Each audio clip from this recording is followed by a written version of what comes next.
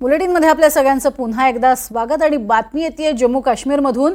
इथे बारामुल्लात भूकंप झालाय। 4.9 रिश्टर स्केलचा हा भूकंप नोंदवला गेलाय। जम्मू काश्मीरमध्ये सलग 2 वेळा भूकंपाचे धक्के बसलेत आणि त्यामुळे लोक घराबाहेर पडले। जम्मू काश्मीरमध्ये मंगळवारी सकाळी सलग 2 वेळा भूकंपाचे हे धक्के जाणवलेत। ही थेट दृश्यही आपण बघतोय। पहिला भूकंप हा सकाळी 6:16 झालाय।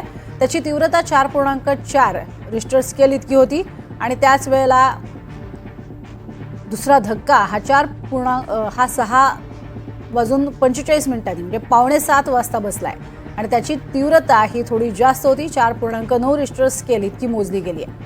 भूकंपामुळे लोक घाबरले आणि घराबाहेर पडले। नॅशनल सेंटर फॉर सिस्मॉलॉजीनुसार भूकंपाचं केंद्रबिंदू हे जम्मू काश्मीरमधलं बारामुल्ला हेच होतं।